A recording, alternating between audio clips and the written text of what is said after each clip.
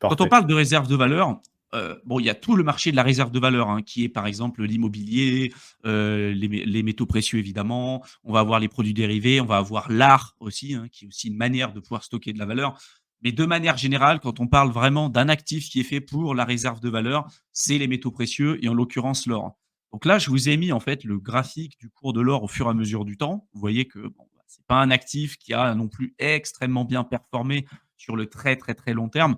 La classe d'actifs la plus performante, si on exclut vraiment les cryptos, c'est les actions. Voilà, c'est celle qui permet de vaincre systématiquement l'inflation et de gagner du pouvoir d'achat au fur et à mesure du temps.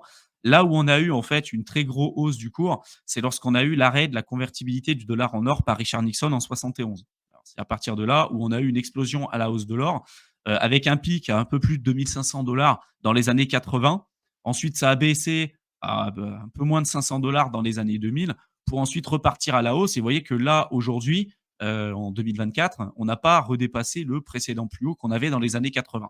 Ça veut dire quand même que quand on parle de réserve de valeur, et je pense que le cas de la réserve de valeur pour l'or, c'est plus à démontrer. Ça fait des milliers d'années que ça existe, ça fait des milliers d'années que l'or a de la valeur et que ça permet de conserver de la valeur à travers l'histoire et à travers le temps. Simplement, moi, ce que je dis tout le temps, c'est que l'or, ça ne doit pas être vu ni considéré comme étant un moyen de pouvoir. C'est pas un investissement, c'est pas un moyen pour pouvoir décupler son pouvoir d'achat avec le temps. Vraiment sur un horizon de temps très très très très très très très long terme, ça nous permet de conserver notre pouvoir d'achat et de se protéger contre l'inflation, de se protéger en cas de crise, etc. Et c'est un actif plutôt défensif, d'accord. C'est pas un actif productif comme les actions, comme de l'immobilier, qui ont pour vocation vraiment à créer de la richesse. L'or, c'est ce que dit Warren Buffett. Vous avez un lingot d'or dans les années 80, vous allez revenir 100 ans après, vous allez toujours avoir un lingot d'or. C'est sa valeur nominale qui va changer, avec peut-être son pouvoir d'achat qui aura un petit peu fluctué. Mais vous savez que votre or aura toujours de la valeur dans les prochaines années. En tout cas, si l'histoire nous renseigne un petit peu là-dessus. Donc souvent, on va avoir tendance à comparer l'or à Bitcoin et de dire bah, Bitcoin, c'est un peu l'or du 2.0 parce que ça offre des nouvelles fonctionnalités qu'on n'avait pas forcément avec l'or. C'est ce que je vous mets ici. L'or, donc, Attends, juste avant de continuer, je ouais, voulais faire pardon. une petite incision Ouais.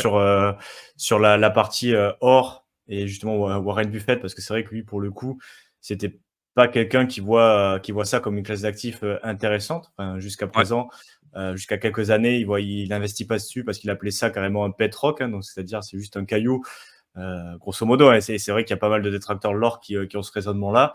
C'est un caillou que tu vas sortir du sol pour aller le raffiner et le mettre dans un coffre sous terre. Donc en fait, tu le sors du sol, tu le transformes, tu le remets sous terre dans un coffre et t'attends. Et il se passe rien, c'est pas productif, il n'y a pas de création de richesse, il n'y a pas de rendement, il y a rien qui est adossé, c'est juste ce côté-là.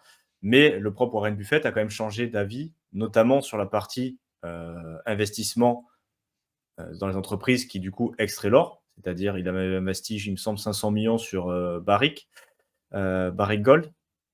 Je sais plus si c'était Barrick, mais bon, C'est une une des plus entreprise grosses. minière. C'est une entreprise Oui, minière, une c'est ça. entreprise, Ouais. une des plus grandes, la seconde, il me semble que c'est Newmont la première, après tu as Barrick Gold, donc il a investi quand même 500 millions dessus parce que justement, pour faire un petit peu parler avec les cryptos aussi, au final, les cryptos, les termes et l'industrie qui va adosser avec, c'est quand même assez similaire à l'industrie minière. C'est pour ça qu'on appelle ça des mineurs, des choses comme ça, parce que c'est quelque chose de très gourmand en termes de capital. Donc, initialement, une mine, ça peut coûter des centaines de millions, voire des milliards le temps d'avoir les permis, de tout construire, Mm. parce que voilà, on n'extrait pas des minéraux avec une pelle, une pioche. Il faut des infrastructures énormes, des machines, plus les permis, plus en plus les risques politiques sur la zone. Bon, bref, ça prend du temps, ça prend énormément d'argent.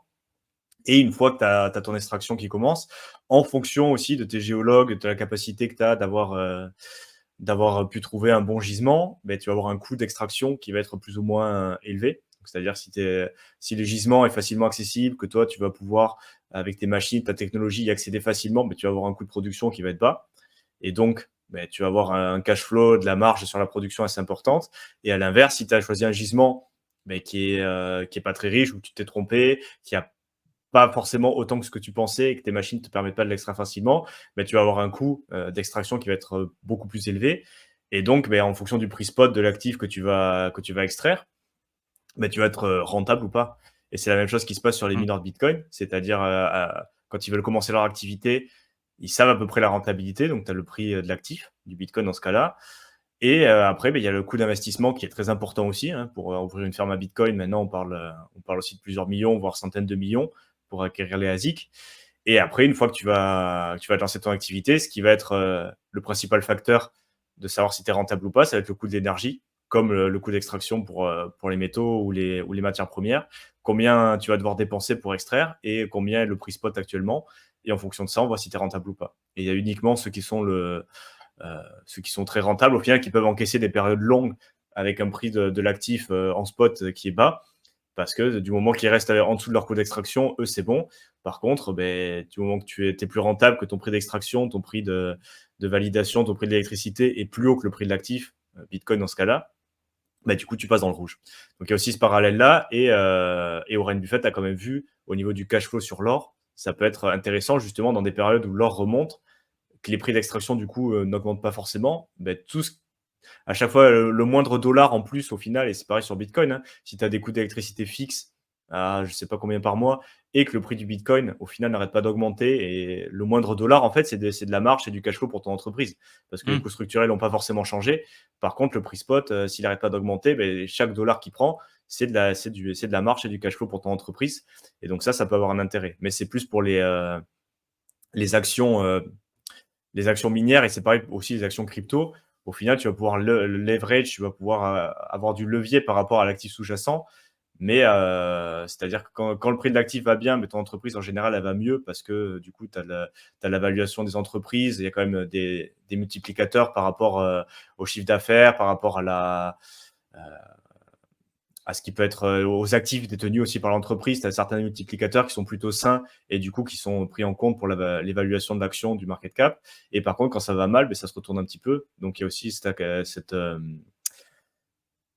jeu. Au final, c'est pas juste investir dans l'or, mais tu peux investir aussi dans les actions, dans des entreprises minières. Tu peux investir dans les royalties, donc on peut en parler, mais c'est un autre business aussi adossé aux, aux commodities, des entreprises qui viennent financer les projets, qui ne sont pas des banques et qui vont se rémunérer avec une partie directement de la commodities ou du cash flow qui est dégagé par l'entreprise, ou tu peux investir directement dans des produits synthétiques ou des ETF. Donc, il y a quand même aussi de l'investissement et ça marche aussi pour les cryptos, quoi.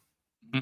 Après, quand même, pour, faire attention aussi, c'est que la grosse différence qu'on va avoir entre, par exemple, l'or et le bitcoin, c'est que, si la demande pour l'or, augmente, ça va aussi impacter, la capacité des entreprises à pouvoir aller en chercher plus, en fait, dans le sol. En fait, on se rend compte que l'offre en circulation est impactée par la demande. Justement parce que si on a, de l'or à, 2 000 balles, si demain l'or passe à 4 000, forcément, il y a des expéditions qui étaient pas rentables qui peuvent le devenir, donc on pourra aller chercher plus, d'or, en fait, dans le sol. C'est juste notre capacité et la rentabilité, le seuil de rentabilité qui doit être atteint.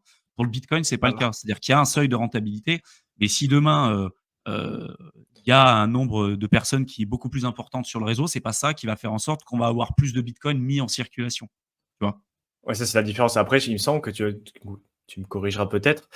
Ce qui faisait que l'or était quand même intéressant et ce qui fait qu'il est toujours intéressant, c'est que le supply actuel, enfin tout l'or qui est stocké dans le monde, qui correspond plus ou moins à l'or qui a été extrait depuis le début de l'humanité, ça correspond au final à ce qui est extrait annuellement à 1,5%. C'est de cet ordre-là au final.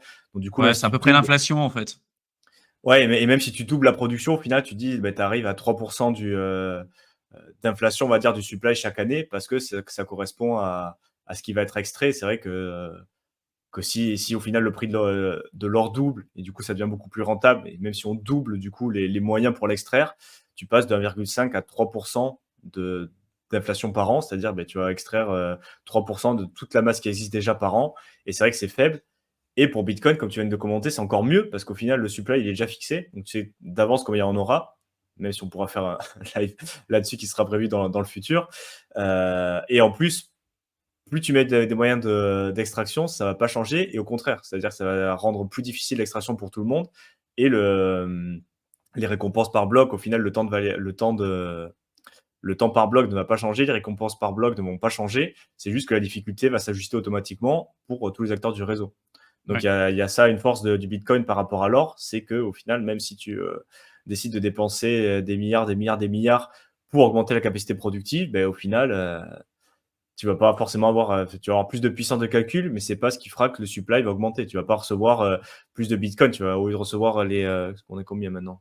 3, C'est 325, 325 325, ouais. 325, tu vas pas passer à 10 bitcoins toutes les 10 minutes, quoi. Ah bah Ça non. sera toujours 3,25 toutes les 10 minutes. Sauf que plus tu investis, plus tu auras de chance d'avoir cette récompense. Mais il n'y en aura pas plus pour tout le monde, quoi.